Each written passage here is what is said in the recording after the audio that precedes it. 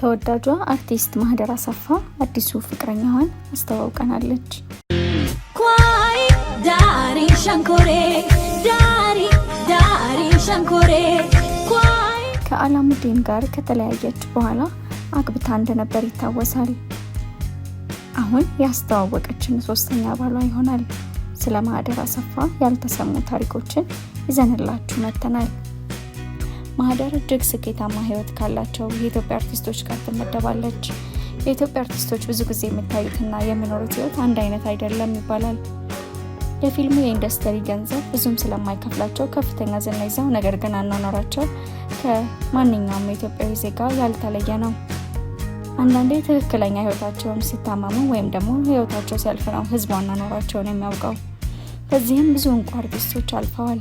ስኬታማ ህይወት ከሚኖሩት የኢትዮጵያ አርቲስቶች መካከል አንደኛው ማህደር አሰፋ ናት። ማህደር አሰፋ የግል ሄሊኮፕተር አላት። አብራችሁን ቆዩ። ማህደር አሰፋ ከቅርብ ጊዜ ወዲህ መታየት አቁማ ነበር። ከፊልሙም ከማህበራዊ ሚዲያውም ከራቀች ሰነባብታለች። በቅርቡ ከሲኒማ ያልወጣ ፊልም በመስራቷ ትንሽ መነጋገሪያ ሆነች እንጂ ከእይታ ከራቀች ቆይታለች።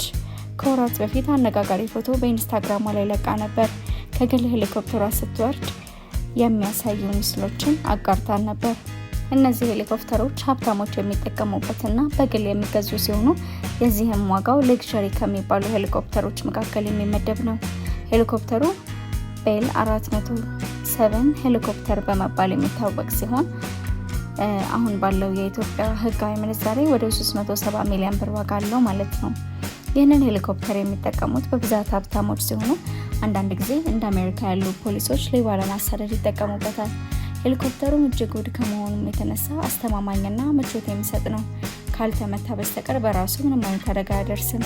በሰዓት 246 ኪሎ ሜትር መክነፍ የሚችል ሲሆን በአንድ ጊዜ በረራ ወይም ነዳጅ ሙሌት እስከ 611 ኪሎ ሜትር ድረስ መብረር ይችላል።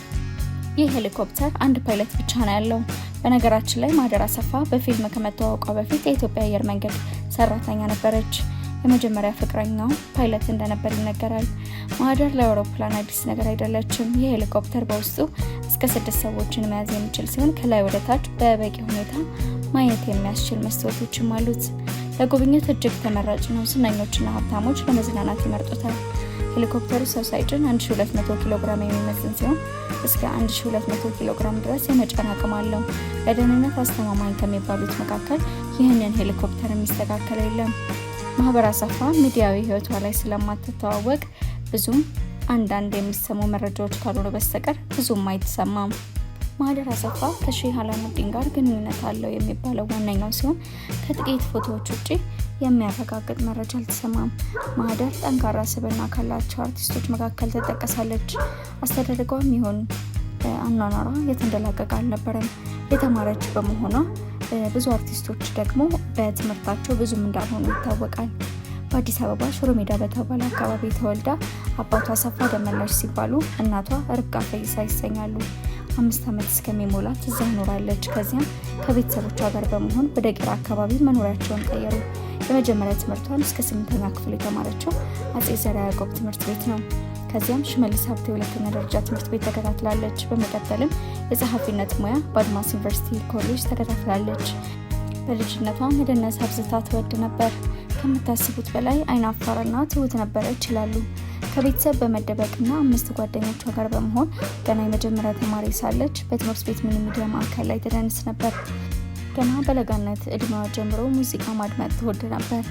ሙዚቀኛ መሆንም ፍላጎቷ ነበር። ሆኖም ድምፄ ለሙዚቃ አይሆንም ብላ በማሰቧ ትኩረቷን ወደ ፊልም አደረገች። በቦሌ አየር መንገድ ቅጥር ግቢ ውስጥ የሽያጭ ባለሙያ ሆና 4 ዓመት ከግማሽ በላይ ሰርታለች። እዛው እየሰራች በነበረችበት ወቅትም የስልክ ጥሪ ደርሳታል። የፊልም ዳይሬክተር የሆነው ፊልም እንስራ ብሎ ጠየቃት። በጊዜው ትንሽ ግራ ተጋባች። ምክንያቱም በዳንስ ስራውና ከካሜራ ከራቀች 4 ዓመት ሆኗት ነበር። እድሉ እንዳያመልጣት ስላልፈለገች ማህደር ከቤተሰቦቼ ጋር ልማከር በማለት ለዳይሬክተሩ ነገረችው። ተስማሙ። ቤተሰቦቿም ስራዋን ሳትለቅ የፊልም ስራ መስራት እንዳለባት መከሯት። ከዚያም ከዳይሬክተሩ ጋር በመነጋገር ስራዋን ሳትለቅ የመጀመሪያዋን ፊልም ሰራች። በእርግጥም ተሳካላት። ታስራለች የተሰኘው ፊልምም የበኩር የፊልም ስራ ሆነ። የመጀመሪያዋን ፊልም ከሰራች በኋላ በርካታ ፊልሞች ላይ ተሳትፋለች። አዲስ ፊልሞችን ከአጋሮቿ ጋር በመሆን እየሰራች ነው። ከተሳተፈችባቸው ፊልሞች መካከል ያልተነካ አማላዩ የቤት ልጅ ሼፍ፣ FBI፣ 3 ማዕዘን፣ አምራንና ሌሎችም ይጠቀሳሉ። ሶስተኛ ስራው የሆነው ያልተነካ የተሰኘው ፊልም ከሰራች በኋላ አርቲስት ሙሉዓለም ታደሰ በሰረሰው ድራማ የቴሌቪዥን ድራማ ላይ ተዋናይ እንድትሆን ጠቆመቻት። በድራማው አማካኝነትም ዝናዋ ስለናኘ የቴሌቪዥን ማስታወቂያዎችን በቀላሉ መስራት ቻለች። መጽሔቶች ላይም የፊት ገጽ ላይ መውጣት ችላለች። በፊልሙ እንደተሳካላት የተረዳችው ማህደር በዋናነት ስታስኬድ የነበረውን የሽያጭ ባለሙያነቷን እርግፍ አርጋ ተወችው። በፈረንጆቹ 2013 የዓመቱ ምርጥ ተዋናይ የሚል ሽልማት አግኝታለች። ከዚህ በኋላ ከሼሁ ጋር ግንኙነት አለዋት የሚሉ መረጃዎች መውጣት ጀመሩ። አንዳንድ ምስሎችም ይህ መረጃ እውነት ነው የሚያስብሉ ነበሩ። ሆኖም ግንኙነታቸውን በማህበራዊ ሚዲያ ይፋ እስካላደረጉት ድረስ እርግጠኛ መሆን አይቻልም። ማህደር የግል ሄሊኮፕተር ላይ ሆና ስትታይም ብዙዎች ሼሁ ገዝተውላት ነው የሚለው ሀሳብ ሲሰጡ ነበር። ሆኖም ግን በራሷም ጭምር ይህንን መግዛት ይከብዳታል ተብሎ አይታመንም። ሼህ አላሙዲን በዋነኝነት 2 ፎቶዎች ከማህደር ጋር ግንኙነት እንዳላቸው ያሳያሉ። አላሙዲን አንድ መድረክ ላይ ማህደር አሰፋን እጅግ ሲያደንቋት የሚያሳይ ቪዲዮም አለ። ሼህ አላሙዲን የተወለዱት በአማራ ክልል ደሴ ነው። አባታቸው የመናዊ ሲሆኑ እናታቸው ወሎዬ ናቸው። አላሙዲን ደሴ ተወልደው ያደጉት ወልዲያ ነው። አሊ አላሙዲን የሳውዲ ዜግነት እስከሚያገኙ ድረስ የኖሩት በኢትዮጵያ ነው። የሳውዲ ዜግነት እንዲያገኙ ያደረጋቸው ወንድማቸው ኑራይ ሴት ነው። በአንድ ወቅት ሀብታቸው 10.6 ቢሊዮን ደርሶ የነበረው አላሙዲን በኢትዮጵያ ያሏቸው የግል ብዙ ፋብሪካዎች ሚድሮክን ጨምሮ የራሳቸው ነው። በድርጅታቸው 70,000 ኢትዮጵያውያንን ቀጥረው ያሰራሉ። በሞሮኮ፣ በሳውዲና በሌሎች ሀገራት በርካታ ድርጅቶች አሏቸው። የአዲስ አበባው ሸራተን ሆቴልም የአላሙዲን ንብረት ነው። ሼህ አሊ አላሙዲን በፈረንጅ 2017 ሳውዲ ግብር አጭበርብረዋል ተብለው በሳውዲ ንጉስ ቀጥተኛ ትዕዛዝ ለእስር ተዳርገው ነበር። በታሰሩበት ወቅትም የኢትዮጵያ ጠቅላይ ሚኒስትር ሊያስፈቷቸው ሄደው ቢሆንም ሳይሳካላቸው ቀርተዋል። አላሙዲን ታስረውበት የነበረው ሆቴል ጠቅላይ ሚኒስትሩ አግኝተው አዋርተዋቸው ነበር። አላሙዲን በሳውዲ አረቢያ 14 ወራት ከታሰሩ በኋላ በ2019 ከእስር ተለቀዋል። ሼሁ በብዛት የሚኖሩት በሳውዲ አረቢያና በለንደን የሚገኘው ቅንጡ ቤታቸው ሲሆን አልፎ አልፎ ኢትዮጵያ ውስጥ ይመላለሳሉ። አላሙዲን የሳውዲ ዜግነት ያላቸው ባለቤት ስትሆን ከሳቸውም 8 ልጅ እንዳላቸው ያገኘነው መረጃ ያመለክታል። ነገር ግን በአንድ ሚስት ይጸናሉ ተብሎ አይመለከትም።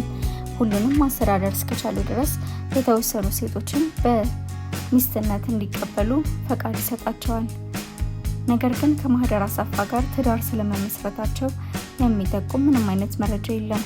ትዳር ከመሰረቱ ማህደር አሰፋ የሼህ አላሙዲን ላይ ድርሻ የሚያካፍል ልጅ እንዳላቸውም ከሆነ በተመሳሳይ ንብረታቸውን ተካፋይ ትሆናለች ማለት ነው። ሰላም ለሀገራችን ተመኘን፣ መልካም ጊዜን ተመኘን። በቀጣይ በሌላ ቪዲዮ እስከምንገናኝ ሰላም ቆዩ።